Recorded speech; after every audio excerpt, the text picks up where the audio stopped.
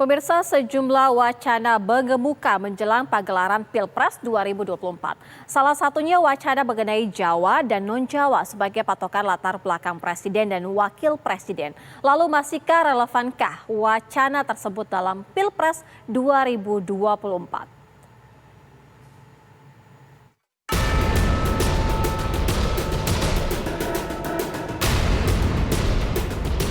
Komisi Pemilihan Umum KPU secara resmi telah mengumumkan bahwa pemilu serentak digelar 14 Februari 2024.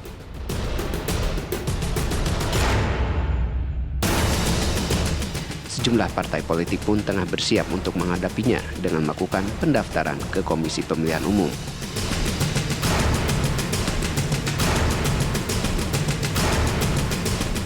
Salah satu tahapan pemilu yang tak kalah menyedot perhatian banyak orang adalah pemilihan presiden dan wakil presiden.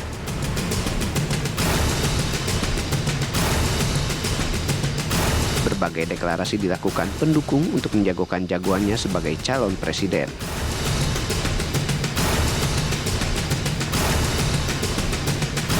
Beberapa dari tokoh partai politik juga terus melakukan safari politiknya dengan cara berkunjung ke sejumlah petinggi parpol.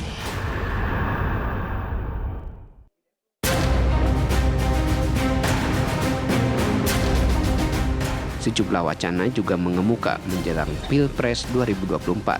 Salah satunya adalah mengenai wacana latar belakang tokoh Jawa dan non-Jawa.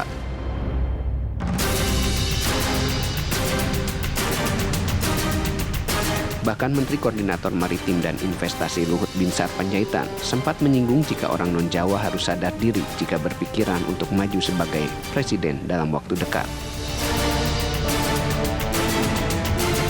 Jika ditarik secara historis, memang sejumlah presiden di Indonesia yang terpilih didominasi asal Pulau Jawa. Lalu bagaimana dengan Pilpres 2024 nanti? Apakah masih relevan wacana tersebut mengemuka mengingat banyak tokoh non-Jawa yang tak kalah menonjol baik dari segi kepemimpinannya maupun popularitasnya? Tim TV One mengabarkan. Pemirsa, Pilpres masih 2 tahun lagi, tapi gesekan di elit politik kian menghangat. Terbaru, Menko Maritim Luhut Binsar Panjaitan menyebutkan sulit bagi calon presiden non-Jawa untuk memegang kunci RI1. Benarkah? Masihkah faktor Jawa non-Jawa menjadi penentu untuk memenangi pemilihan presiden? Apakah partai politik masih menjadikan latar belakang suku sebagai acuan mengelus jagonya di Pilpres? Kami akan mengulasnya bersama saya sejumlah narasumber. Ada politisi Fahri Hamzah, kemudian pegamat politik Jayadi Hanan. Selamat sore Bapak-Bapak. Selamat sore Mbak. Ya, saya ke Bang Fahri. Bang Fahri, rupanya wacana ini kembali mengemuka lagi. Masihkah faktor ini termasuk berperan penting dalam pemilu presiden yang akan mendatang? Ya, pertama-tama kita mulai dulu dengan pendirian bangsa kita dulu dan pendirian konstitusi kita. Di dalam konstitusi kita itu sudah sangat jelas bahwa diskriminasi dalam bentuk apapun tidak dikenal dan tidak ada. Oleh sebab itu sebenarnya secara ketatanegaraan by constitution apa yang tertulis, apa yang sudah menjadi kesepakatan nasional itu sudah selesai. Tidak ada lagi masalah di situ. Nah sekarang di mana jaminan itu diletakkan? Nah di dalam konstitusi kalau kita melihat jaminan bagi terpilihnya siapapun itu adalah dengan cara pencalonan yang lebih masif atau yang disebut dengan massive nomination itu. Jadi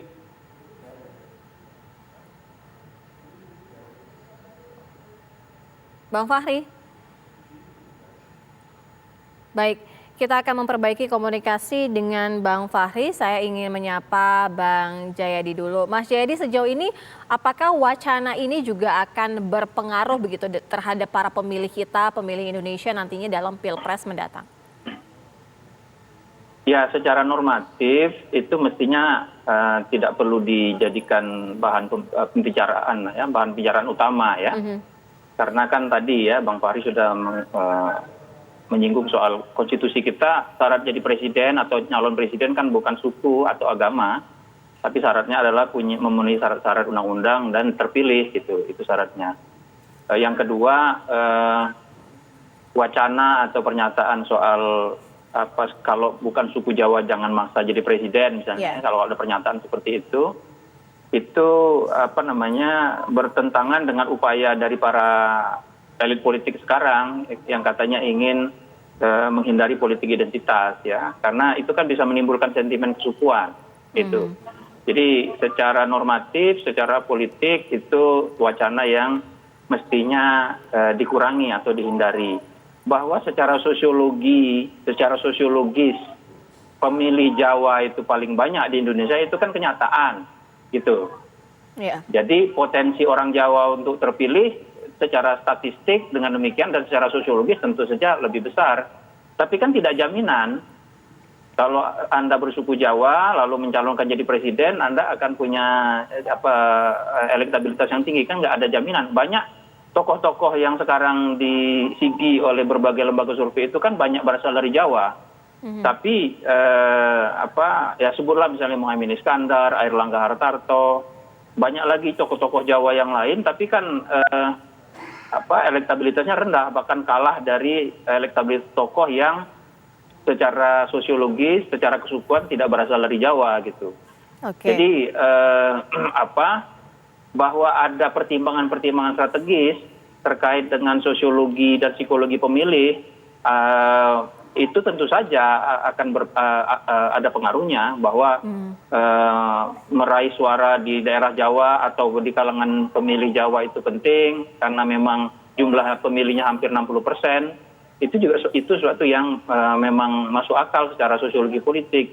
Tapi mewacanakan bahwa capres cawapres itu harus Jawa non Jawa, apalagi kalau misalnya ada kesan menghimbau atau mengajak orang kalau Anda bukan Jawa jangan mencalonkan diri jadi presiden, itu saya kira sesuatu yang tidak sehat untuk pemilu kita ke depan, gitu, Mbak. Mas Jayadi, memang sejauh ini sudah diatur oleh undang-undang, tapi ada juga yang mengatakan bahwa antropologi kita adalah etnis gitu. Artinya apa yang terjadi di masyarakat saat ini juga memang sudah terbilang, sudah terkotak-kotakan berdasarkan etnis. Benarkah demikian seperti itu berdasarkan sejarah-sejarah pemilihan presiden kita?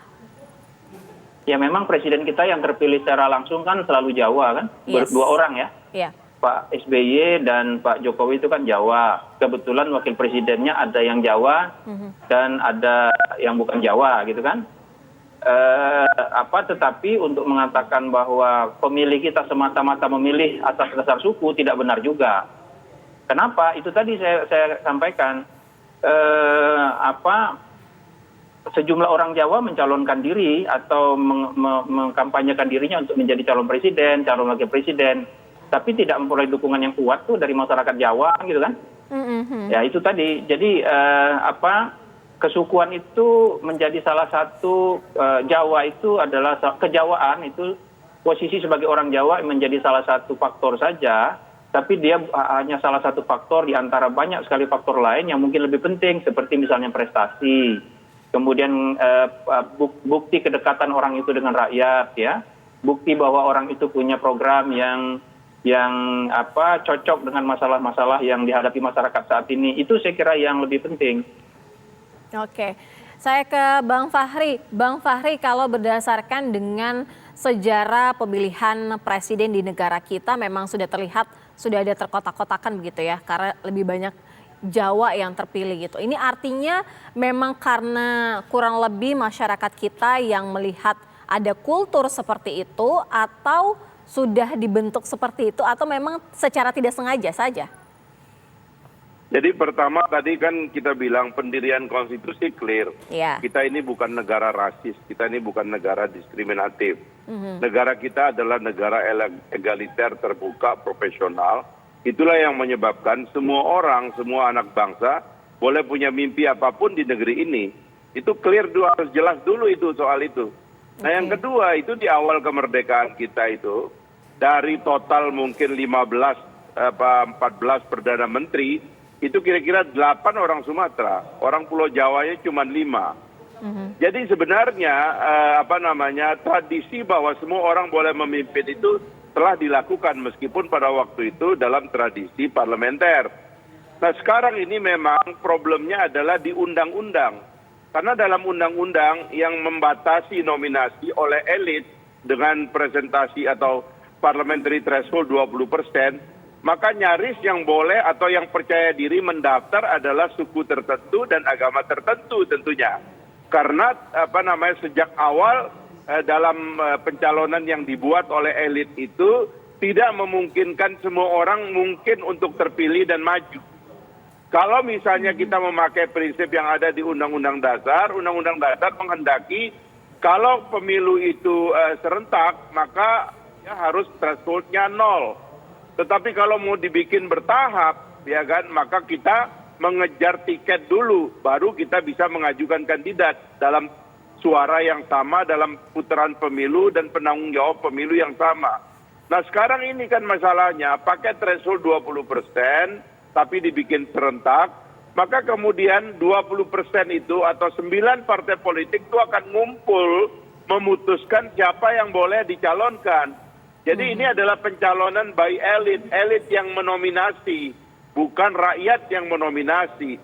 Nah dari elit ini tidak akan percaya diri, bahkan saya dengar ini akan diatur bahwa ini cuma 2 pasangan, maka dari 2 pasangan itu tidak mungkin ada orang di luar suku Jawa.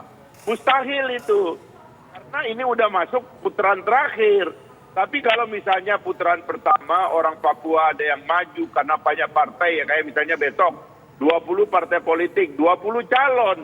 Ada orang Aceh, ada orang Papua, ada orang Sulawesi, ada orang Kalimantan, ada orang Bali, ada orang Sumbawa, ada orang Bugis, ada orang Batak dan seterusnya seperti Pak Luhut itu.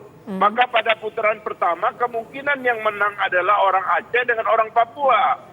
Kalau putaran pertama yang menang orang Aceh dan orang Papua, maka peluang kita punya presiden di luar Jawa akan ada. Oke. Tapi dengan cara sekarang undang-undang parpolnya rasis.